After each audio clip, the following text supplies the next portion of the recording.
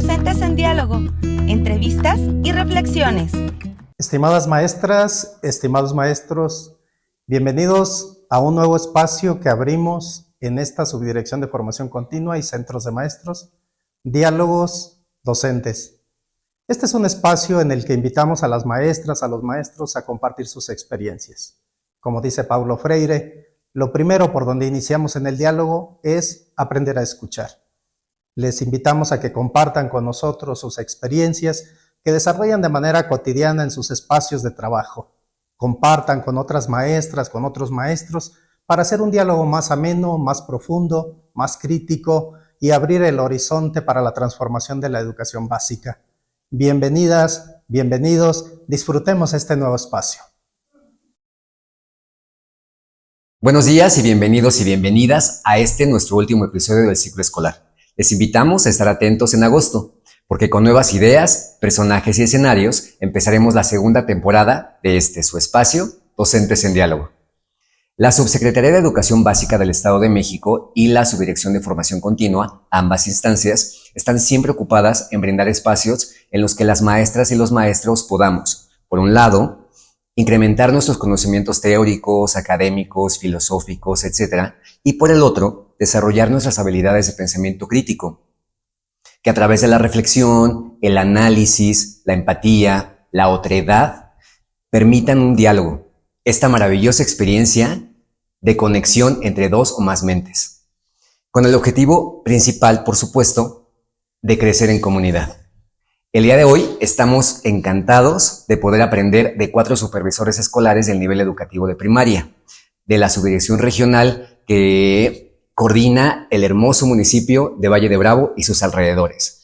Muy buenos días, maestros y maestras, ¿cómo están? Buenos días, muy bien, encantados de acompañar, gracias. Muchas gracias. ¿Nos podrían hacer el favor de presentarse? ¿Sí? Bueno, mi nombre es María Antonieta Palacio Cruz. Ajá. Soy supervisora en la zona P176 de Villa Victoria.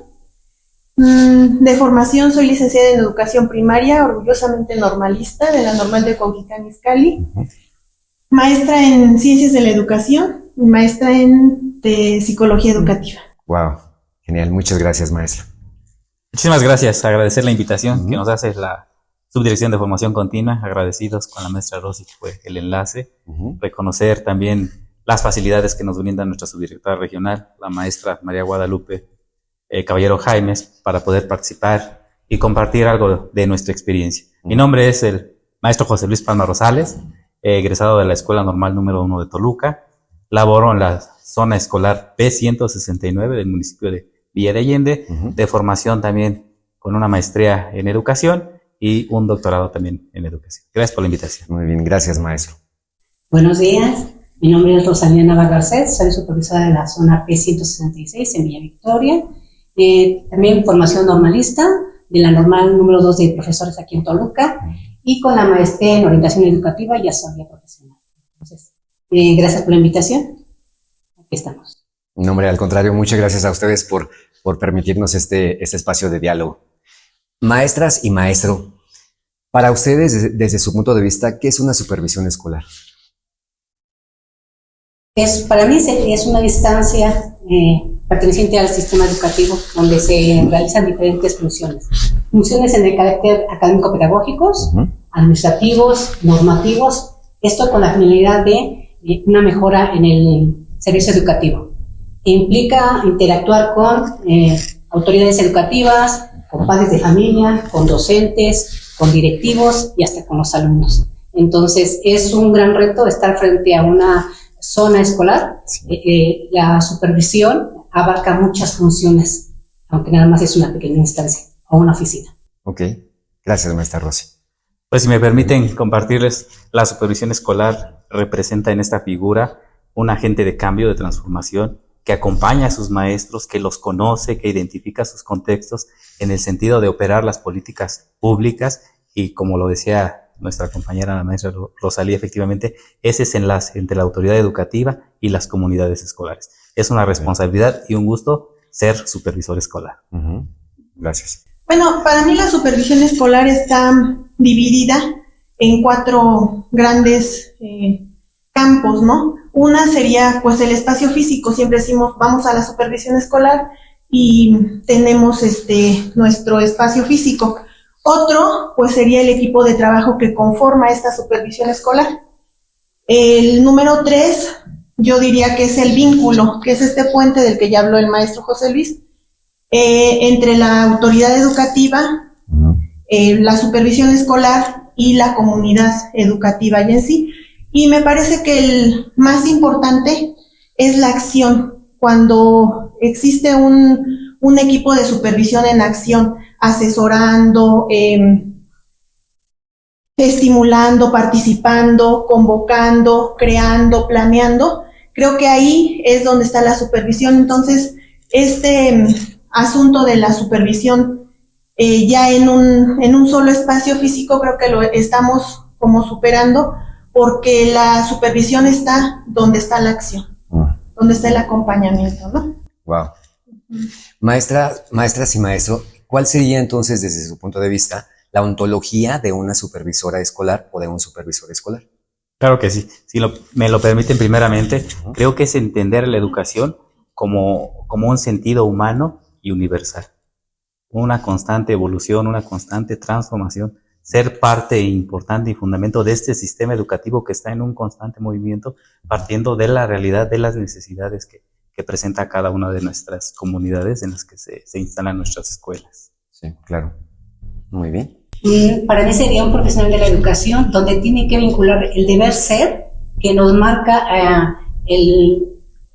la parte teórica, con el ser, con ya las funciones dentro de la acción, dentro de nuestras instituciones educativas, con nuestros maestros, con nuestros directivos, con los padres de familia, con los alumnos, porque es un constante diálogo y crecimiento profesional para ellos y para nosotros. Y entonces es para conocer tus comunidades. Y es parte humana, pero también profesional.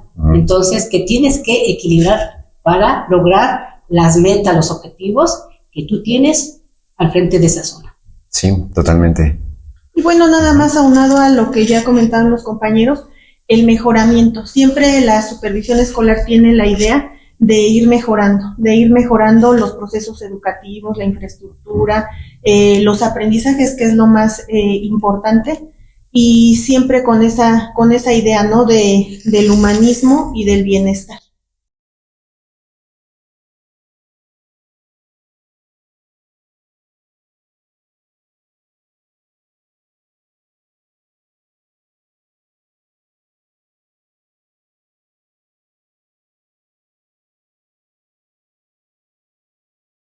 Desde ese entonces, pues, se llamaban inspectores. Estos inspectores eran nombrados por el Ejecutivo y tenían la firme intención, pues, de vigilar, de fiscalizar, de aplicar la norma. Con esas palabras, ¿verdad? Con esos términos como tal, en aquel entonces.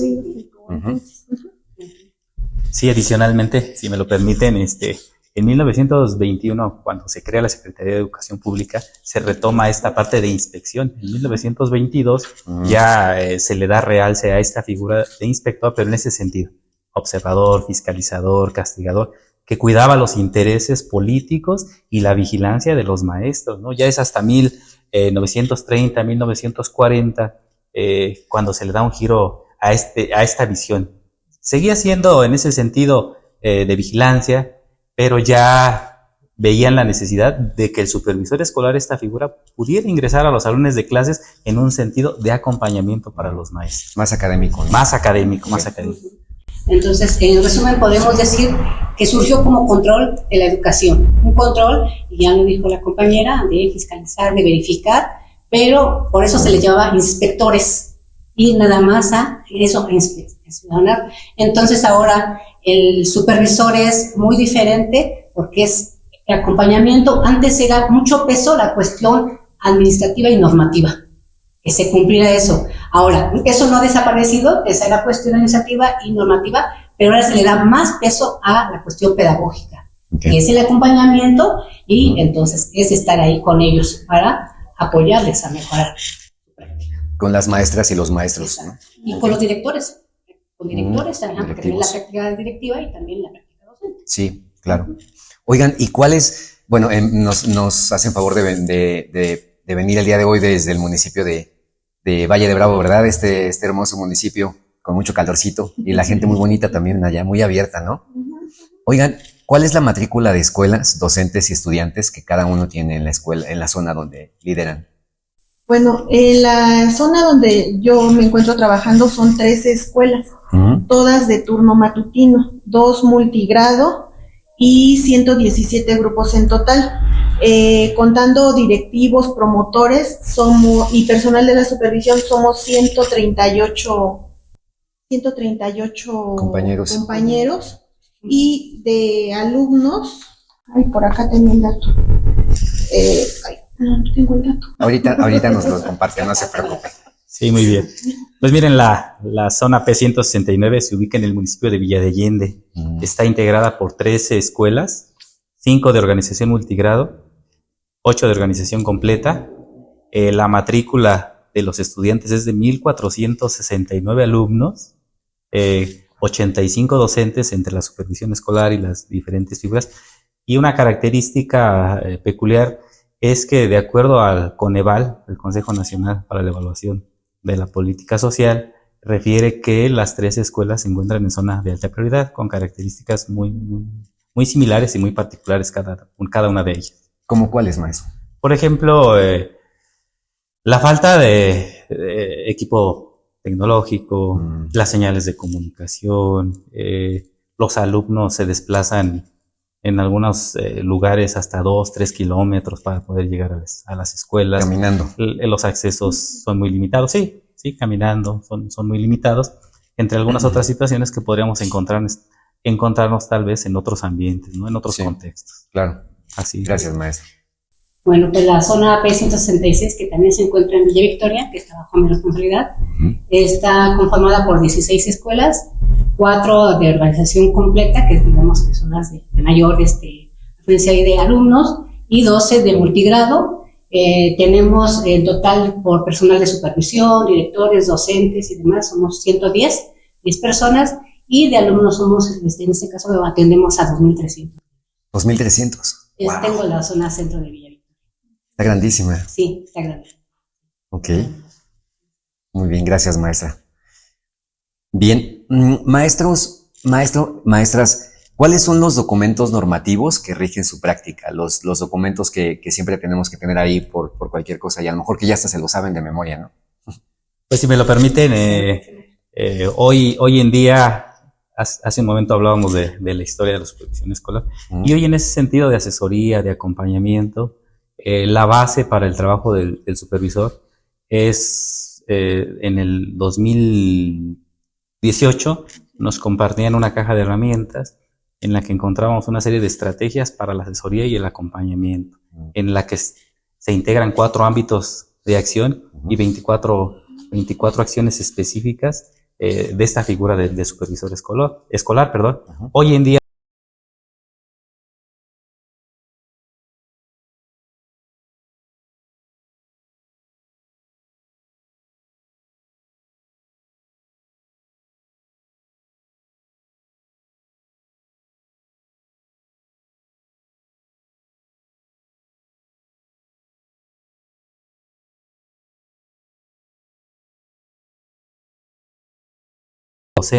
el docente, personal directivo, el ATP y personal de supervisión escolar.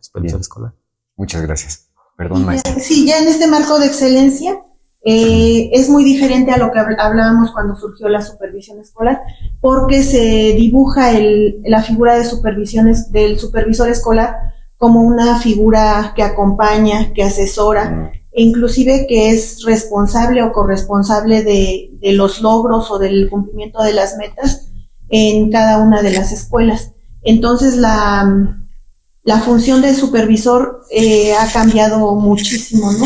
Ahora es una figura de acompañamiento. Incluso, bueno, las personas que trabajan en la supervisión escolar, el asesor metodológico, el compañero auxiliar de la supervisión, pues son ya personal que no se hacen como asesorías entre pares. Nunca es como la fiscalización o una situación de aplicar la normatividad, cuando se acerca el equipo de la supervisión a trabajar con las escuelas, ¿no? Y esto pues ha cambiado mucho. Sí, qué bueno. Gracias, Sí, maestra. sí.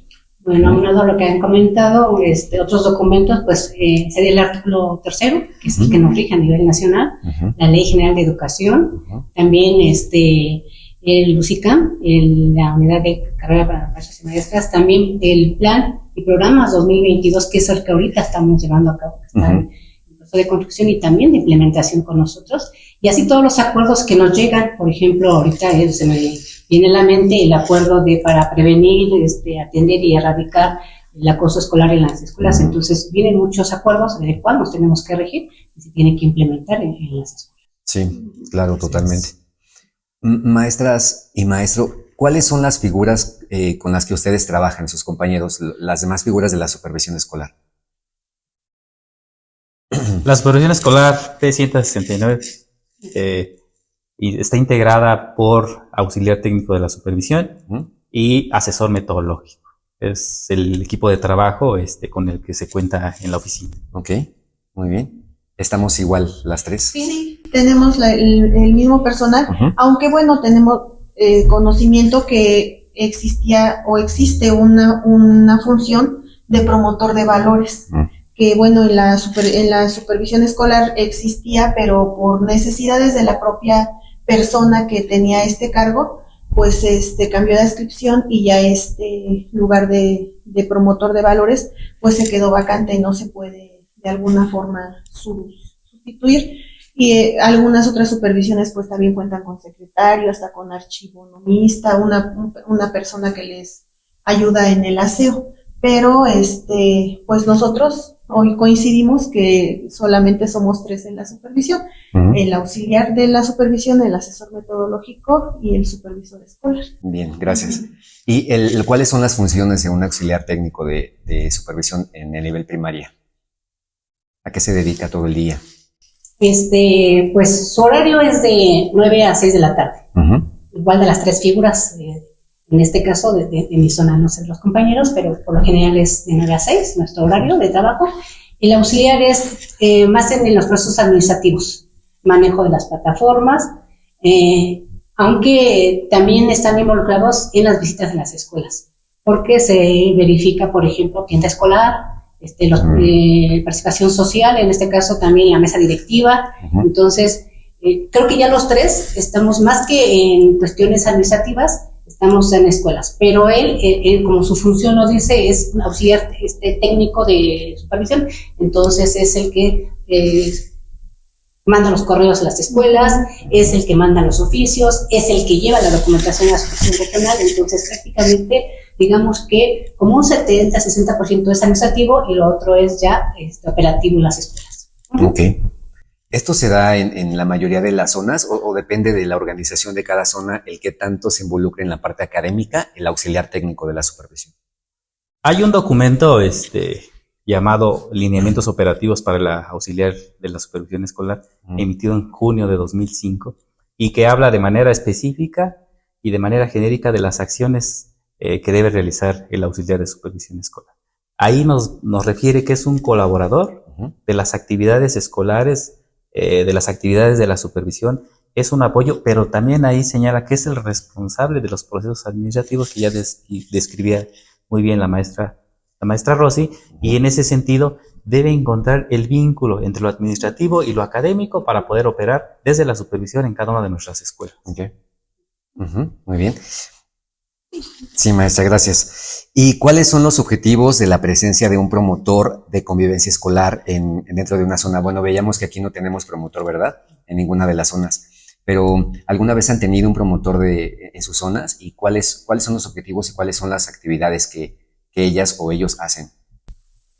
Bueno, el promotor de valores, el promotor de convivencia coadyuva en la construcción de la paz dentro de las escuelas. Y son diferentes las acciones que realizan, desde actividades con los niños, como pláticas con padres de familia, talleres con los docentes, con el personal docente, y esto se va llevando a cabo de acuerdo a un diagnóstico, es decir, donde por ejemplo, en una zona tan grande como la que en la que nosotros trabajamos, que son 3 escuelas, lo que se hace es un diagnóstico y a partir de ese diagnóstico donde existe una necesidad, ahí está el promotor de valores. Ok, muy bien. Sí, me parece que ha faltado claridad en la función de esta figura tan importante como lo manifiesta la maestra. Anteriormente, cuando se crearon estos espacios, los promotores iban a las escuelas de manera periódica, de manera sistemática, y creo que con el paso de los ciclos escolares se le ha perdido la forma, la importancia. Tan es así que en estas supervisiones escolares pues carecemos de la figura de promotor de convivencia, ¿no? Que es muy necesario hoy en día. Las situaciones de conflictos que se presentan en las escuelas entre compañeros maestros, pues creo que es necesario la sensibilización a través de una persona experta en este tipo de temáticas. Sí, por supuesto. Sí. Nada más aunado a lo anterior, sería también el desarrollo de habilidades socioemocionales con sus actividades, porque así como trabajaban con los niños, con los papás, también con nosotros, con los docentes, con los directivos. Entonces, sí es fundamental esa figura para la convivencia armónica, pacífica y cultura de la paz. Sí. Entonces, digamos que en las zonas en donde no existe esta figura, el asesor metodológico o la asesora metodológico, viene a realizar esas actividades. Viene a suplir, a apoyar y junto con nosotros, porque también nosotros, como es académico, también le entramos. Sí, también le entramos. Qué bien. En las asambleas con los papás, con los niños, pláticas y Qué bien, maestra. Y hablando del asesor metodológico o la asesora metodológico, ¿cuál es la razón de ser de un asesor metodológico en una zona escolar? Me refiero a ¿para qué está creado esta figura y cuáles son sus principales funciones? Bueno, un asesor metodológico creo que es la parte más bonita, por así llamarlo, de la supervisión escolar, porque es donde se amalgaman todos los procesos pedagógicos, todos los procesos de enseñanza, toda la didáctica. Entonces, un asesor metodológico sí es una parte fundamental, aunque siempre está pues adherido o en coordinación con el supervisor escolar. Se inicia desde un diagnóstico.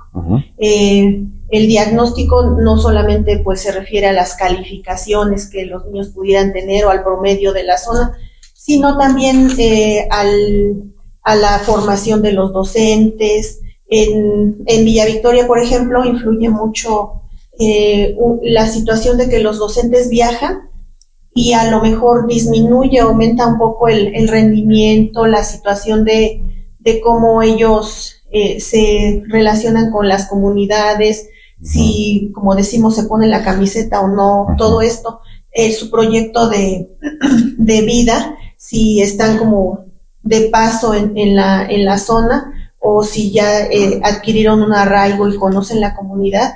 Entonces todo esto se coloca en el diagnóstico y a partir de eso en la zona se hace un plan de acción, ¿no? ¿A qué se refiere este plan de acción? Pues a integrar proyectos, talleres, cursos de acuerdo a lo que los docentes requieran o bueno, las comunidades requieran para que pues para ir mejorando este servicio de la enseñanza de la calidad educativa dentro de los planteles. Y todo esto, pues el asesor metodológico es quien tiene ahí la visión, ¿no? Quien a lo mejor en un momento determinado nos sentamos a platicar con él y hacemos un proyecto para realizar actividades propiamente pedagógicas, que como decían los compañeros, pues también el auxiliar de la supervisión o los supervisores nos involucramos en esos talleres, en esas actividades, porque pues somos parte de la supervisión escolar. Claro. Gracias, maestra. Sí, adicionalmente decirles que sí, efectivamente también existe lineamientos para la operación de la figura del asesor metodológico, ¿no?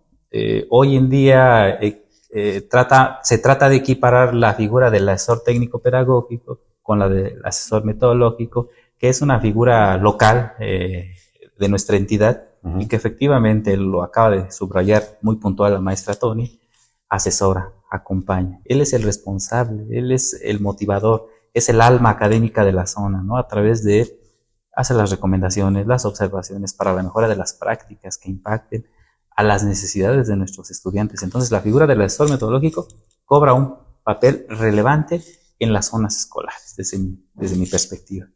Digamos que entonces el trabajo del asesor metodológico debería ser directamente en el campo, en las escuelas, mayormente, digo, hablando de un porcentaje del 0 al 100, ¿qué porcentaje del tiempo creen ustedes que un asesor metodológico debería estar en el campo, en las escuelas, con las y los docentes, observando, asesorando, retroalimentando?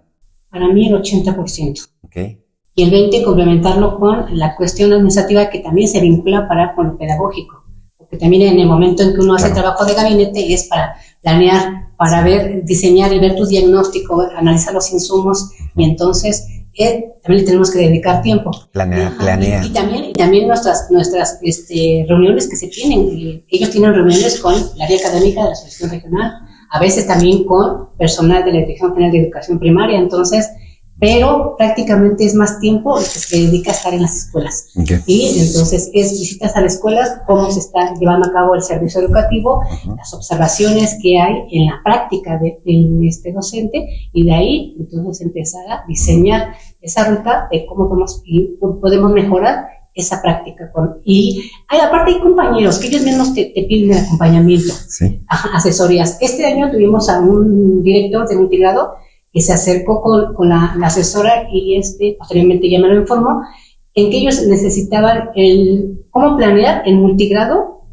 los proyectos, porque en multigrado, y este director es bidocente, y entonces él atiende, aparte de la dirección, atiende 3 grupos, atiende cuarto, quinto y sexto. Entonces, si aparte, y por proyectos que vienen campos formativos, y entonces ahí es cuando, lo podemos hacer de esta forma, lo podemos hacer.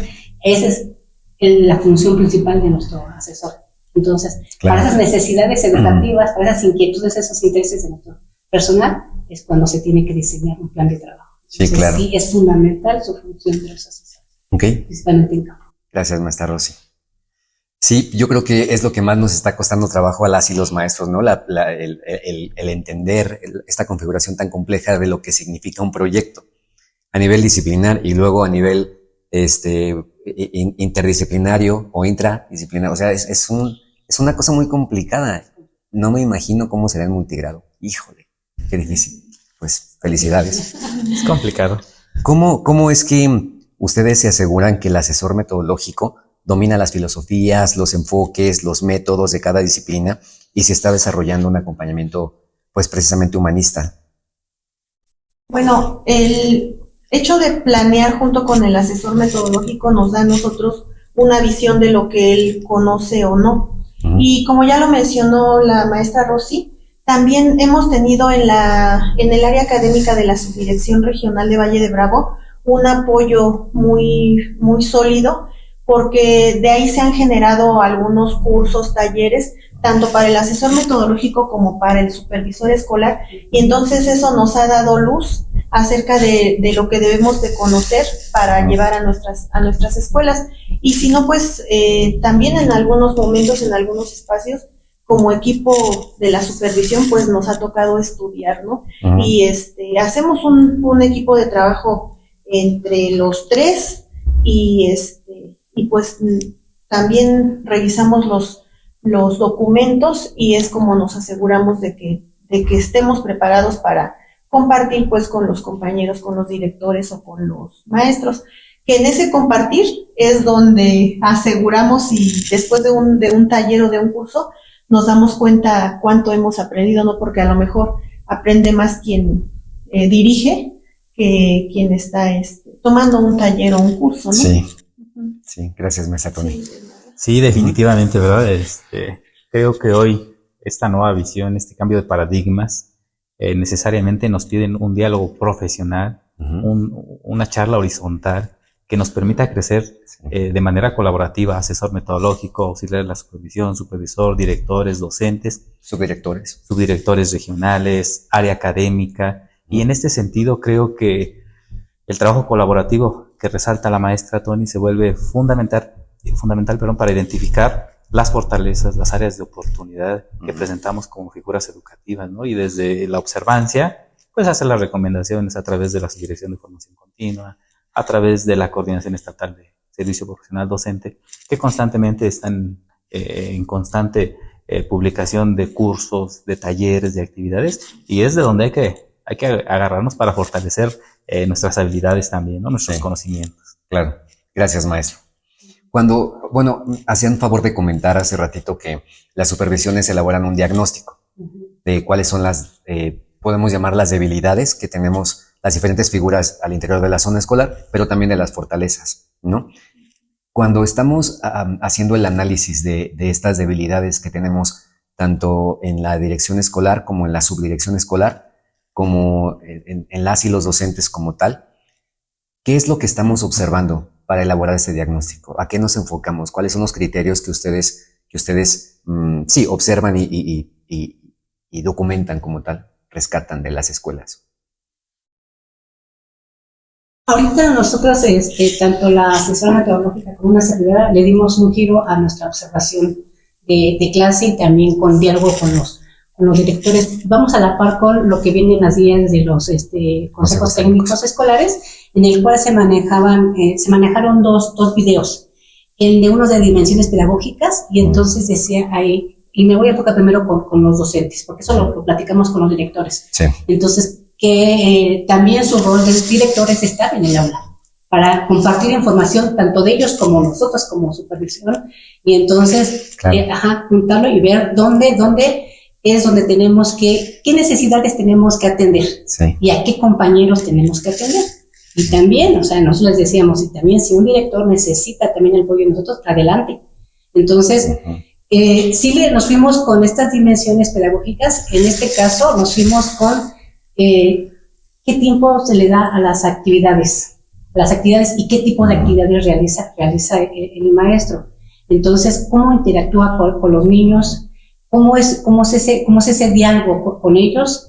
Y entonces, cuando ya llevamos estas, porque son 5 dimensiones, si me lo permite saber, es la actividad pedagógica, los contenidos, sus PDA, que son los procesos de desarrollo, entonces, ¿con qué proyecto lo está llevando? Entonces, porque antes nosotros les pedimos su planeación, y entonces ya vamos nosotros con el conocimiento, de lo que se planea. Entonces, uno ya empieza a hacer antes las observaciones de lo que uno pero ya estando ahí, entonces uno va viendo cuáles son sus fortalezas de ese compañero, cuáles son las áreas de oportunidad, y entonces vamos checando. Yo, en mi propuesta que fue con la área académica de la Subdirección Regional de Valle de Bravo, es que sí tiene que ser una jornada completa. Cuando nada más se va 1 hora, 2 horas, a veces yo les decía, nada más tomamos fragmentos de la realidad. Entonces, cuando uno está toda una jornada, se da cuenta uno de todo. Y entonces uno va también viendo, esta es la teoría y la práctica. Y entonces vamos encontrando elementos que nos permiten mejorar esto, ¿no? Sí. Entonces, ¿y qué debemos de cambiar de aquí para mejorar esto? Entonces, la otra fue las interacciones, cómo nos relacionamos con los niños, si les damos confianza, si la participación más activa de nuestros niños, si el maestro sigue tomando ese rol de nada más de hablar él, y nuestros pequeñitos siguen nada más escuchando. Entonces, todo ese tipo de interacciones. Ahora, las tareas, ¿qué tipo de actividades? Aquí se dice que puede haber actividades rutinarias, repetitivas, pero también puede haber actividades que demandan alta cognición, que demandan, sí, y que son significativas para los peques porque ellos están involucrándose en eso. Entonces, ya después se viene lo que viene siendo la retroalimentación, que es otra dimensión que maneja esta autora. Entonces, nos vamos viendo si el maestro está en los equipos o de manera individual, si se está acercando y está asesorando a los pequeñitos, si le está diciendo, si está cuestionando, si los está orientando. Entonces, ¿cómo está haciendo la retroalimentación en ese tipo de actividades? Y el último, y que eso es de otro video, que es el diálogo profesional. Entonces yo le decía a mi compañera Edith, ¿sabes qué? Ahora no nos vamos con acuerdos y compromisos, vayámonos primero a lo que nos están pidiendo ahora, que es el análisis y la reflexión de la práctica. Entonces nos vamos con preguntas, y una de las preguntas que le hice a este compañero docente, yo le pregunté, con tu clase de hoy, ¿qué aprendieron tus alumnos con todo lo que tú realizaste? Y entonces él entra en ese momento de autorreflexión. Bueno, hice esto y esto, pero ¿qué aprendieron? Sí. Y entonces él se da cuenta si realmente hubo un aprendizaje o nada más fue una actividad que no dejó impacto. Entonces, y así nos fuimos con muchas preguntas. Entonces, sí hemos estado cambiando. Ese es un insumo súper importante porque te llevan mucha información. Pero aparte, nosotros también aplicamos las herramientas de CISAT. Nada más nos dio tiempo para producción de textos y toma de lectura, pero con eso nos dio tiempo de checar dónde están nuestras fallas en habilidades básicas. Sí. Y entonces también otro es pues las evaluaciones que realizan nuestros docentes, las visitas que hacen nuestros directores. Entonces sí se hace todo un compendio. También por ejemplo los resultados que tuvimos todos de Mejor Edu también, ese es importante porque es una evaluación externa. Entonces vamos a ver si hemos avanzado, y ya con todos esos insumos pretendemos ya aterrizarlo en nuestro programa, en nuestro plan de trabajo, y ver qué acciones conjunto con los directores atacar las necesidades y problemáticas que hay en nuestras escuelas. Sí, claro. Sí, pero son varios insumos. Es un diagnóstico, también es complejo. Muy también, integral, ¿no? Se busca de la forma. Y aún faltan porque aunado a lo que comenta Rosy, también podemos ver la interacción entre padres de familia, la interacción con los alumnos, el ambiente escolar, incluso la limpieza, el orden de una escuela nos da una visión para observar cómo se están llevando a cabo las cosas acá, ¿no? Entonces, no solamente es la enseñanza-aprendizaje, sino también hay otros factores, incluso la comunidad, ¿no? Algunas situaciones de la comunidad, cómo ve la comunidad a la escuela, cómo se interactúa a lo mejor con otras instituciones. Todo esto pues sí se observa y se pone en un diagnóstico. Sí. Efectivamente, ¿no? Ya lo manejaba el mismo Paulo Freire en esta pedagogía liberadora. Partamos de un diagnóstico. Hoy está en boga de todos los maestros la lectura de la realidad como primer plano, ¿no? Identificar desde lo global, pasando por las escuelas y aterrizando en el aula en los aspectos que acaban de describir muy bien mis compañeros. Entonces, hoy en este plan de trabajo que se elabora en la supervisión escolar, necesariamente, lo decía, teníamos esa necesidad de elaborar un diagnóstico integral. Hoy es un diagnóstico socioeducativo que va más allá de la escuela, de lo que es la realidad, ¿no? De las diversas realidades que existen para cada uno de los actores educativos. Claro. Así es. Totalmente. Y ahorita que estaban hablando de la articulación de la escuela con las madres y los padres de familia, qué importante es desde la nueva escuela mexicana, no nada más que los papás y las mamás vengan de vez en cuando a junta, ¿no? en las primarias, sino a lo mejor que también se incorporen en los procesos de planeación de los proyectos. ¿Eso pasa en sus zonas? ¿Habrá algún docente o alguna docente que ya esté planeando sus proyectos con la ayuda de las mamás o de los papás? Pues a lo mejor no tanto es el planear los proyectos, pero sí se involucran en los procesos de enseñanza. Yo creo que estas 4 metodologías sí han dado pauta y sí han permitido que la comunidad se vincule de manera más estrecha con la escuela, con los procesos de enseñanza. Nosotros en la zona escolar pues tenemos a lo mejor 2 grandes ejemplos de esta situación. Trabajamos en un periodo de tiempo los proyectos STEAM, y aquí con los proyectos STEAM pues se pudieron tener experiencias como el hecho de entrevistar a una partera, de ir a visitar y hacer pan en una panadería tradicional. Se hizo también jornadas de recolección de basura, se hicieron visitas a los bosques, a los lugares donde antes había mucha agua y ahora ya no. Y a partir de esas enseñanzas en las que se hizo acompañar la escuela de la comunidad, pues surgieron infinidad de nuevos proyectos, de nuevas situaciones de aprendizaje dentro de la zona. Wow, ¡qué maravilla! Sí, ese es, uno de los proyectos de la zona, y uno muy reciente que hasta le llamamos Raíces más Aguas. También dentro de la comunidad y dentro del diagnóstico de todas las escuelas nos dimos cuenta que había una coincidencia en pues menosprecio por la por la identidad Mazahua, del pueblo Mazahua. En la zona donde estamos existe este pueblo, ¿no? Entonces, a través del conocimiento de la investigación, se logró rescatar muchísimo de la cultura ancestral, ¿no? ¿Y a qué me refiero? Bueno, una escuela, por ejemplo, trabajó cómo se hacen las artesanías, la vestimenta. Otra escuela, la cosmovisión. Otra escuela llegó al punto en el que vieron la relación de las ofrendas con el ciclo del cultivo, y así sucesivamente. Entonces esto nos permitió armar un proyecto en el que... A nivel zona, en el que pensábamos que había 1 o 2 maestros que hablaban Mazahua, ¿no? Pero ya cuando se les dio esta apertura, pues había más de 20 compañeros hablando Mazahua. ¿cómo crees? Fue una gran satisfacción, por ejemplo, ver a las abuelitas, pues enseñándoles a los niños esta lengua.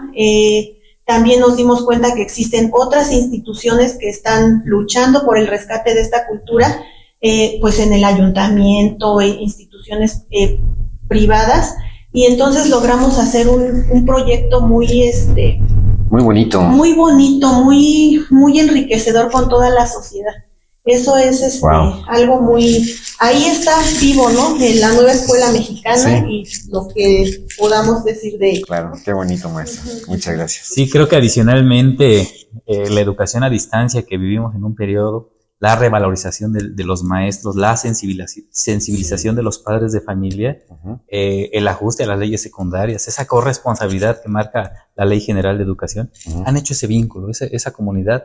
Y hoy la nueva escuela mexicana, a través de estos proyectos, a través de los escenarios, nos permiten conjugar padres de familia, autoridades, maestros, comunidad en general, y recoger estas bonitas experiencias que nos comparte la maestra, ¿no? Es un conjunto de situaciones que se han alineado y que los padres de familia hoy asumen con responsabilidad, la gran mayoría, el papel que juegan en este proceso educativo de sus hijos.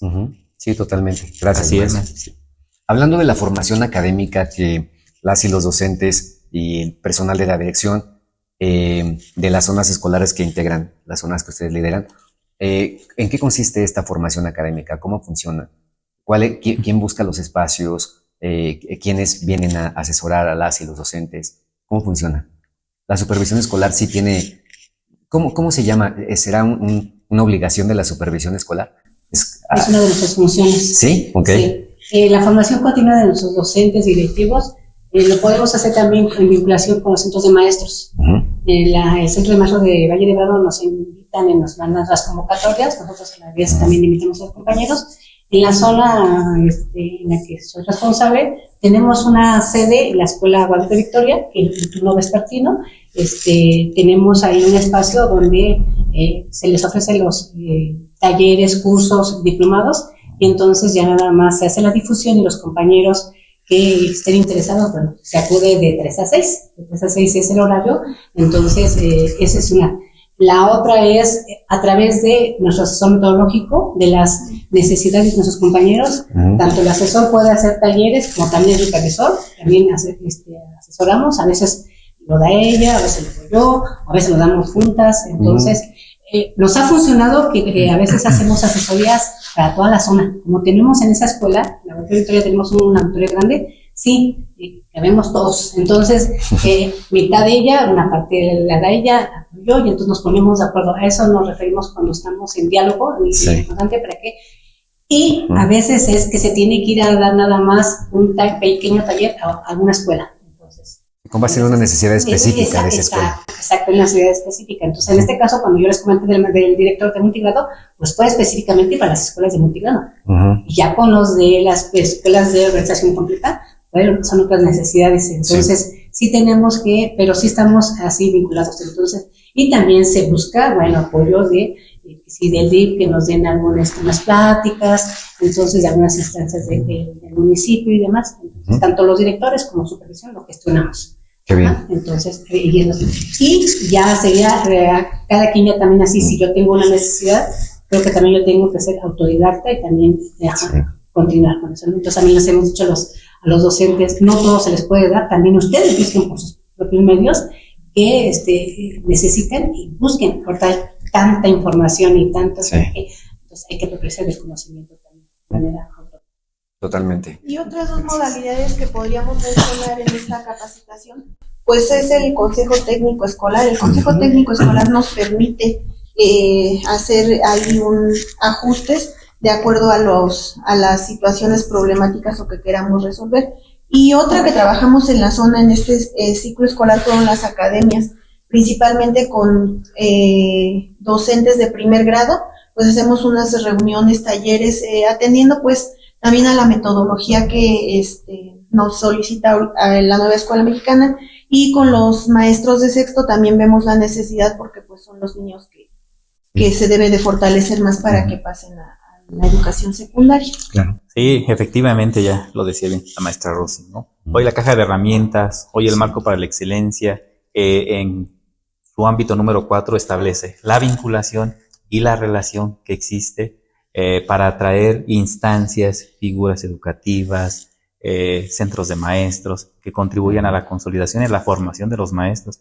Hay muchos espacios desde la subdirección regional, desde las zonas escolares, a través de los consejos técnicos, desde las academias que ya resaltaba muy bien la maestra Tony, que se brindan esas posibilidades a nuestros maestros para problematizar. Ya dependerá de ellos profundizar, ¿no? Buscar esas instancias, esos espacios que enriquezcan más este quehacer docente y que pues hagan de ellos mejores prácticas, ¿no? Sí, totalmente. Gracias, maestro. Oigan, y hablando sobre, disculpen ustedes, la nueva escuela mexicana, hablamos de los documentos pues básicos, ¿no? Como la base de esta nueva forma de educar en México. ¿Qué opinan ustedes de la nueva escuela mexicana, tanto de los ejes articuladores como del perfil de egreso de educación básica, del codiseño? ¿Cómo lo están viviendo? Primero, ¿qué opinamos de esta filosofía y cómo están viviéndolo ustedes y las y los docentes de sus zonas? Es un gran reto. Es un reto, pero en lo personal me gusta. Me gusta porque es una propuesta educativa que nos induce a la crítica. Y la crítica es reflexionar, es cuestionarte. Yo a veces me cuestiono, ¿estaría haciendo bien las cosas así? ¿O esto lo pude haber hecho de otra forma? ¿O qué resultados estoy obteniendo en la zona? Entonces, eso es analizar tu realidad, es reflexionar sobre ello, y después es la comunidad. ¿Qué tanto se le está dando muchísima importancia? Sí, al ser individual, pero tú estás dentro de una comunidad, conócela, vívela. Entonces, es también rescatar eso. Y otra es la parte humana, el construirte como humano. Y en el momento en que dice la dignidad del ser humano, entonces es tu valor como ser humano. Entonces, si nos cuestionamos, y de esos campos formativos, los ejes articuladores, todos estos procesos de desarrollo, entonces es un gran reto porque son nuevas metodologías, son metodologías sociocríticas. Entonces, a veces pensamos que es un proyecto, como los antes yo siempre les he comentado a los compañeros, antes manejábamos proyectos didácticos, era el producto. Vamos a hacer un cartel, por ejemplo, sobre los saberes de la comunidad. Algo físico, ¿no? Ajá, físico. Pero no, ahorita la metodología sociocrítica es ese proceso. Aquí. ¿Por qué? ¿Por qué está esos saberes? ¿Desde cuándo? ¿Quién todavía practica esos saberes? Entonces, ¿y por qué se están perdiendo esos saberes? Por ejemplo, los bordados de la cultura mazahua. Entonces, claro. Ese es ese proceso, ese es ese análisis, reflexión y toma de decisiones, porque también esto nos lleva a tomar de decisiones. Entonces, por eso Freire dice que la educación es un acto político para transformar, porque el acto político es, tú participas, o sea, tú no puedes quedarte inerte. Entonces sí tienes, y en el momento en que tú participas con conocimiento, es porque quieres transformar esa realidad que no es adecuada o no te está beneficiando a ti. O que podría mejorar. Y que por eso se llama liberadora, ¿no? Sí.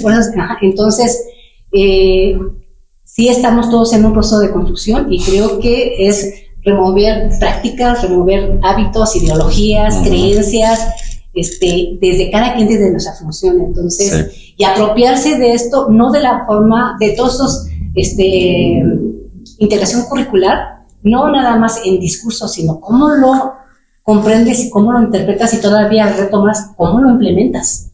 Porque tú puedes planear algo en un proyecto con tus campos formativos, tus ejes articuladores, tus PDA y tus actividades y demás, pero la realidad a veces es otra cosa muy diferente. Te queda bien bonito en el papel, pero Exacto. luego yo soy maestro de inglés en una secundaria y de repente mi planeación me siento bien orgulloso cuando la hago, pero cuando la termino, cada día estoy, no llegué, no pude. Ajá. Entonces es bien diferente, Ajá. ¿no? Es ese proceso de reflexión, ¿no? De lo Sí. que estoy haciendo y de lo que estoy dejando Sí. de hacer, ¿no? Sí. Y cómo mejoro, ¿no? Claro. Personalmente es apasionante la nueva escuela mexicana. Es un reto grande. Comento con los directores, con los docentes. Pero hoy estamos ante la nueva posibilidad de iniciar de cero, como punto de partida.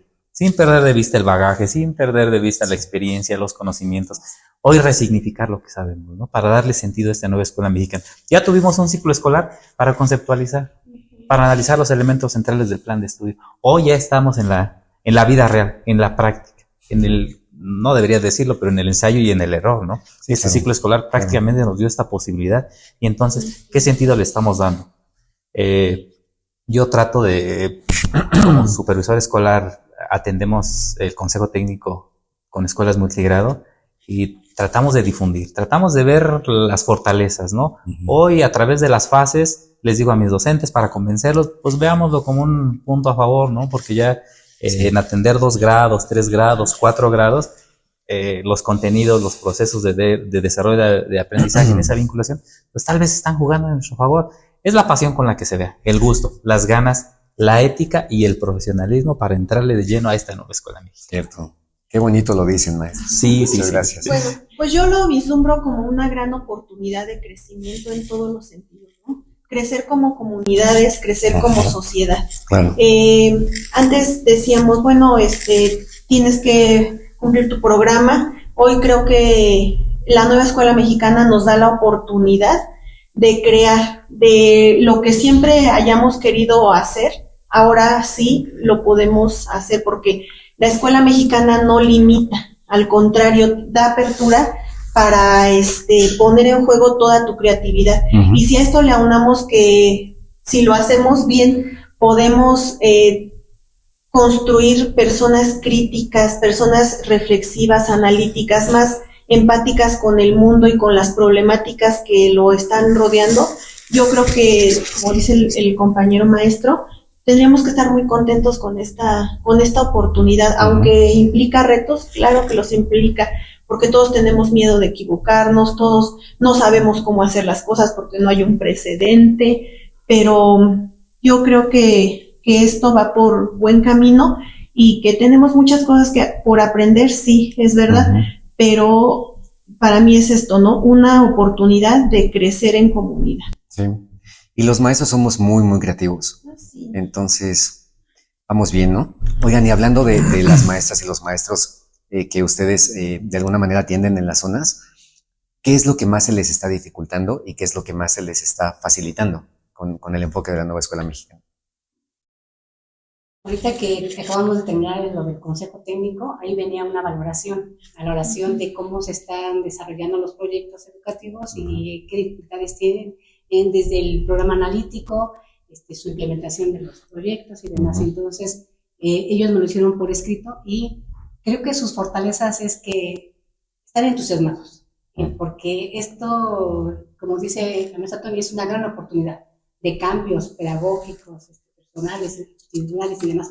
Entonces, ese sería una de sus fortalezas y que aunque nos equivoquemos, yo siempre les he dicho, no importa que nos equivoquemos, nos levantamos y seguimos. Lo importante es no detenernos. Sí, claro. Entonces, porque tengo una zona de mucho joven, entonces también eso también nos ayuda. Moldeable, ¿verdad? También. Sí.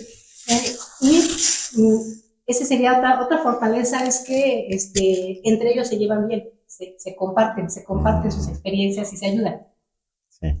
Sí. Las dificultades es que nos dicen, maestra, me estoy enfocando con los de multigrado porque somos nosotros los que llevamos el consejo de multigrado, entonces me dicen, todavía no lo encuentro bien, ¿cómo vincular en un proyecto más de 2 campos formativos, maestra?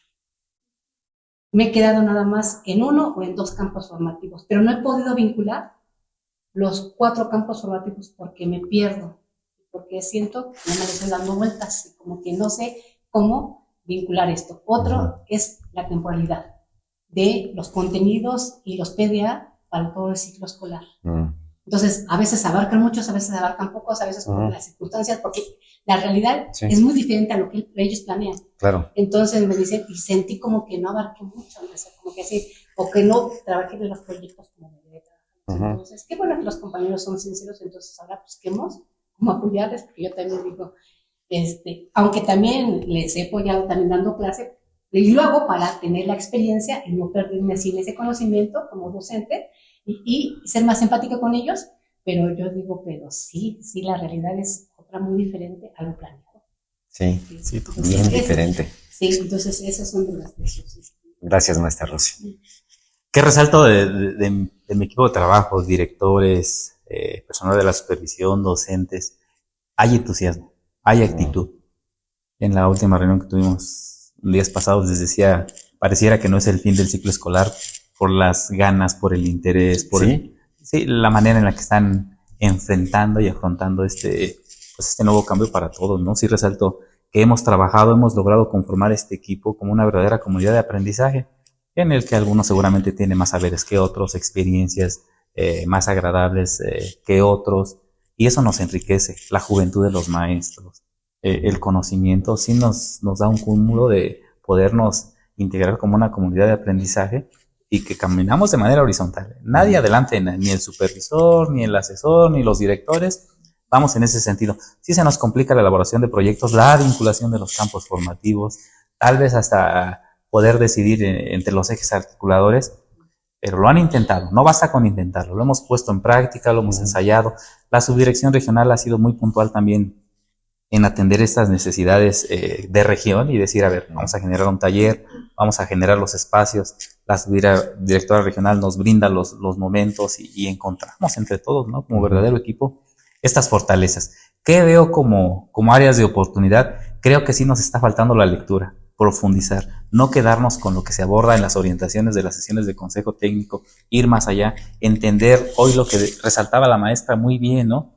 Ya no son proyectos, son sociocríticos que te llevan a la reflexión, al cambio, al valor, al reconocer, a identificar, a poner en juego esos saberes ancestrales, científicos y llegar a lo que se espera, ¿no?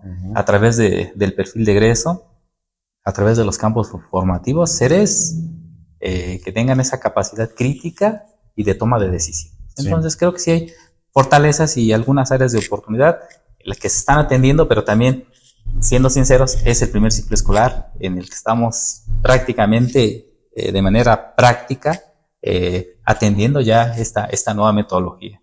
Yo escuchaba en una ponencia y hablaban de una temporalidad entre 10, 14 años para comenzar a ver los resultados, ¿no? Hoy se nos van los alumnos de la fase número 5, pasan a la fase número 6, pero también es su primera experiencia, ¿no? Y poder valorar este perfil de egreso sí nos llevará tiempo, pero creo que si lo comenzamos a hacer desde la posición que tenemos, habrá un resultado satisfactorio, pero ya la historia también nos dirá, ¿no? Claro, totalmente. Y es que el cómo nos cómo estemos observando, no quiero decir evaluando, sino cómo estamos observando nuestra práctica, nuestras prácticas profesionales de cada día, es bien importante la elaboración de las preguntas que nos hacemos a nosotros mismos, dice la maestra Rosy, ¿no? Porque desde mi punto de vista, una pregunta redactada correctamente, ¿no? Desde la gramática, la pragmática y la semántica de la lengua, una pregunta correcta te va a llevar a la respuesta que estás buscando. Pero si no sabemos hacernos las preguntas correctas, tal vez no podamos llegar a las respuestas que buscamos, ¿no? Entonces la importancia de eso, tanto nosotros reflexionar a base de preguntas, bien dice maestra Rosy, y también fomentar en nuestros niños y nuestras niñas eso mismo, ¿no? Que se estén haciendo preguntas todo el tiempo. ¿Y por qué? ¿Por qué yo debo hacer esto? ¿Qué me va a traer de beneficio? ¿Por qué yo te tengo que respetar? ¿No? Y después, obviamente, con mucha didáctica, llegar a la parte, sí, metodológicamente llegar a la estrategia que traiga las respuestas, ¿no? Pero sí, maestros, quiero ya casi para terminar, porque está bien buena el chisme. ¿cuál es la preparación académica que necesita un supervisor o una supervisora de forma permanente? Más que preparación académica, yo considero que necesitamos el acompañamiento entre pares. La supervisión escolar o la función de supervisor escolar en ciertos momentos se dibuja como de soledad, porque estamos en una zona escolar donde hay 140 maestros, pero solamente un supervisor escolar. Y a veces al supervisor escolar le toca tomar decisiones, porque es su función, le toca a lo mejor estar en una situación difícil de mediación de un conflicto, de algún problema, y a veces, si tenemos la confianza, pues le damos un telefonazo a un amigo, a un compañero, para pedirle algún consejo, pero creo que esos espacios como de reflexión entre pares sí nos están haciendo un poco de falta a la figura del supervisor escolar. Yo creo y observo pues la formación profesional, la formación académica. Los supervisores son personas que se han preocupado mucho, ¿no? por hacer sus maestrías, doctorados, cursos, todo el tiempo estamos en permanente formación, pero como que nos hace falta esta parte de un piso firme, ¿no? Que alguien nos diga si vamos bien, si no, pues yo estoy haciendo lo mismo, si mira, mejor hazle así, no sé. Creo que es nada más ese acompañamiento un poco más humano de un par, ¿no? Alguien como que tenga la misma función que tú tienes. Es algo que se está necesitando, ¿no? Creo yo. Gracias, maestra Tony. Sí, claro, definitivamente, ¿no? Integrarnos, conformarnos como una comunidad de aprendizaje de supervisores en esa toma de decisiones tan importante, ¿no? De manera asertiva. Creo que hoy asumir la función a través de estos procesos de la unidad del sistema, de participar, de cumplir con varios criterios que se establecen, nos permite también valorar, ¿no? Reflexionar, a ver, tener una visión clara, le decía a través de los documentos normativos, qué se espera del supervisor escolar. Y entonces entra la ética, entra la parte personal que comenta la maestra Tony, ¿no? De manera muy puntual. ¿Qué tanto quieres crecer? ¿Quieres caer en una zona de confort? ¿Quieres llevarte un trabajo muy estable, muy tranquilo? ¿O quieres de verdad comprometerte? Hoy con esta nueva escuela mexicana. Reflexiona, dice la maestra Rosy, ¿no? ¿Cómo lo estás haciendo?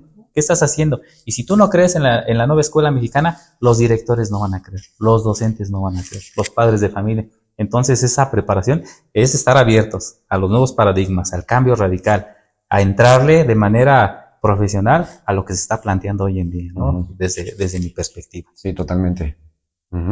Maestro, ¿qué es lo que le preocupa, qué es lo que les preocupa de las niñas y los niños de las escuelas que ustedes atienden? Decíamos que son arriba de 2,000 niños, ¿no? En la de usted, maestro, aproximadamente cerca de 1,500. 1,500.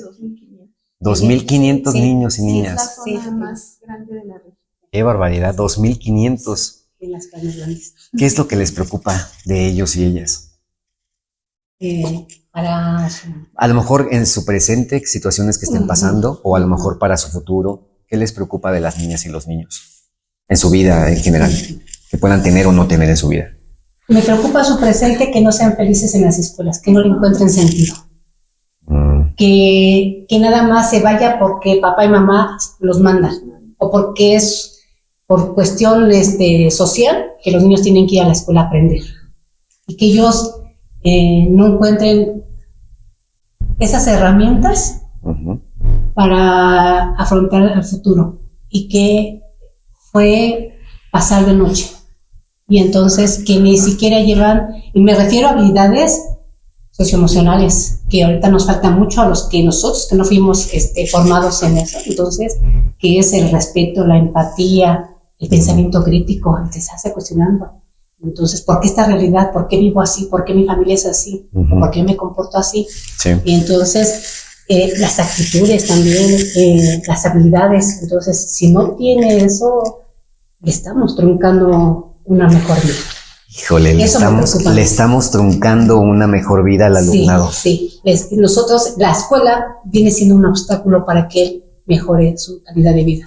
Entonces, a mí me preocupa eso, siempre les digo a los compañeros, tengo una docente que en un momento fui a verla cómo estaba trabajando y me dice, maestra, dice, tengo un niño que yo sé que tiene muchos problemas, dice, y entonces siempre me dice, maestra, vamos a jugar, vamos a jugar, o si no, quería salir al baño, y agarra y dice, yo le digo, sí, vamos a salir a jugar, estoy hablando de una maestra de primero, entonces dice, pero tienes que aprender esto, dice, bueno, aprendemos, dice, maestra, pero no aprende, dice, porque yo sé que tiene muchos problemas de violencia en casa, y ¿sabes, maestra, a qué conclusión llegué? Que sea feliz, aunque no aprenda, y le dije que bueno, porque tú estás haciendo todo lo posible, pero ya te estás enfocando a que el niño sea feliz. Y a lo mejor, por cuestiones socioemocionales, no está aprendiendo. Y a lo mejor no va a aprender. Pero el niño es feliz estando contigo. Entonces también ahí tendríamos que ver, ¿no? Porque a lo mejor ella tiene que hacer un balance, ¿no? Entonces dijo, yo ya estoy haciendo esto, pero veo que no avanzo con el niño, pero quiero que sea feliz. Y eso lo puse como ejemplo en toda la zona. Bueno, vamos a tener niños que nosotros hagamos todas las estrategias y demás, pero que no adquieran en este caso, en primero la lectoescritura, y pero que sea el niño feliz. Y si también lo va a aprender, pero de forma traumática, no quiero que sea de esa forma. Pues no. Entonces mejor prefiero la otra. Claro. Entonces, y si podemos equilibrar mucho mejor, ¿no? Sí, entonces, totalmente. sean felices y que aprendan felices. Sí. Gracias, maestra Rosy. Yo agregaría que, bueno, una cosa que a mí me preocupa y que se vive en el contexto es que los niños encuentren en las adicciones una respuesta inmediata a situaciones, ¿no? Y que sabemos que a la larga, pues los van a hacer personas tristes, personas que no van a encontrar el camino de la vida tan fácilmente, ¿no? Otra cosa que me preocupa es la violencia que viven en su contexto familiar y que, pues, desgraciadamente estamos limitados en poder hacer ahí alguna acción. Alguna otra cosa que me preocupa es esto que dice la maestra Rosy, ¿no? Que los niños en la escuela no encuentren una motivación por seguir aprendiendo. Sí, claro. Gracias, maestra Tony. Sí, creo que es la esencia, ¿no? Y coincidimos en este tema. Yo les comparto, cuando mis hijos estaban en educación primaria, iban con mucho gusto y con mucha emoción. Y había momentos en lo que les decía, no, hoy no vayan, no, papá, vámonos, y con su mochila contentos. Y entonces llega ese momento de reflexión de lo que acaban de decir las maestras. Que vayan los alumnos, que encuentren en esos espacios, tal vez de escaparate de su contexto, de su realidad, un momento de felicidad, un momento de confianza, encontrar en su maestro esa posibilidad de desahogo. Esa es la parte que más me preocupa también, que al momento de que egresen de la educación primaria, de la educación básica, no sean capaces de reflexionar, decía la maestra, entre lo bueno y lo malo, que no tengan un pensamiento crítico y que los lleve a manos equivocadas, ¿no? A este tejido social tan corrompido que está al acecho de niños, de jóvenes, ¿no? Esa es la preocupación más grande que tendría yo para con los estudiantes que están bajo nuestra responsabilidad, y yo creo que de manera general, ¿no? Sí. A nivel nacional. Claro, totalmente, maestro. Gracias. Y hablando de las y los docentes que ustedes lideran, ¿de qué se sienten orgullosos de ellos y de ellas? ¿O por qué se sienten orgullosos de ellos y ellas? Sí, pues si me permiten decirles, sí me siento orgulloso de mi equipo de trabajo, de un equipo comprometido, de un equipo que cree en el proyecto del supervisor, no un proyecto personal, cree en un estilo del supervisor, a través de lo que establece hoy el artículo 3º, el enfoque de la nueva escuela mexicana, un trato digno, un trato respetuoso, que nos lleva, lo decíamos en los estudiantes, ¿no? Vamos a identificar qué tipo de estudiantes tengo, qué características. La supervisión escolar P169 se ocupa y se preocupa por identificar las características de sus docentes, y qué padeces, y cómo estás, y qué sientes, y en qué podemos apoyar, desde la parte personal hasta la parte académica formativa, ¿no? Y entonces me siento orgulloso del equipo de trabajo, de la manera en que están intentando aterrizar esta nueva escuela mexicana, apropiarse de ella, de difundirlo en las escuelas como punto de partida en los consejos técnicos. Y eso me hace sentir satisfecho, contento con esta zona geográfica, esta zona escolar, estas comunidades, y entonces creo que todo se alinea para no saber cuáles sean los resultados, pero que no quedará en los maestros como una barrera para que no puedan consolidarse, ¿no? Claro. Y Gracias. bueno, también yo me siento muy orgullosa de esta sinergia que se ha formado en la zona escolar, donde nos miran como un equipo, como una parte más del equipo de trabajo, ¿no? Y donde sí somos responsables de los éxitos o de los aciertos, pero también de alguna manera de las cosas que no nos están saliendo bien y que ya no nos miran como un ente coercitivo, ¿no? Sino, maestra, ¿cómo le vamos a hacer, no? Y Sí. que se adhieran también a los proyectos de la supervisión, que los tomen como propios, el ver materializados algunos proyectos en la zona, en las escuelas. Creo que eso, con miedo, con incertidumbres, con situaciones a lo mejor que vamos mejorando en el camino, pero eso da mucha satisfacción como líder de una zona escolar. Claro. Gracias, maestra Tony. Sí. Maestra Rosy. Sí, de la P166 me siento orgullosa de todo el trabajo, a pesar de que tenemos áreas de oportunidad todos y que vamos a seguir avanzando. Otra es que también hemos creado una comunicación, les hemos brindado confianza. Yo les he dicho, no se queden con sus problemas, acérquense, entre todos busquemos soluciones, siempre va a haber soluciones. Otra es que también entre ese diálogo, esa comunicación, nos hemos organizado bien, porque yo también no me gusta trabajar, que en este caso toda la persona que trabaja conmigo esté estresado, no. Entonces, siempre desde la supervisión empezamos a dosificar, empezamos a filtrar, esto sí, esto no, esto lo podemos hacer nosotros, ellos para qué. Entonces, ¿por qué? Porque siempre les he dicho, yo lo que quiero es el mayor tiempo a lo pedagógico. Entonces, si supervisión puede sacar esto, lo hacemos, excepto cuando ya ellos tienen la información, lo tienen así, entonces les estamos quitando cargas administrativas. Entonces, entre la asesora, el auxiliar y una servidora, hemos asumido tareas tanto de los docentes como de los directores para que ellos se dediquen más con nuestros pequeños. Entonces, creo que por comunicación, Sí. siempre. Entonces, siempre les he dicho, los problemas se resuelven, pero comunicándonos. Si ustedes no me dicen, ese problema pequeño se va a hacer grande. Y después ya es más difícil. Entonces, creo que también va por ahí. Entonces, de eso me siento orgullosa, que les hemos dado la confianza y que sí se acercan. Muchas gracias, maestra Rosy. Y por último, ¿quisieran ustedes compartir un mensaje o alguna nota, por último, con nuestra audiencia? Algo que creen importante que la sociedad sepamos de una supervisión escolar o de un supervisor o una supervisora escolar de educación primaria.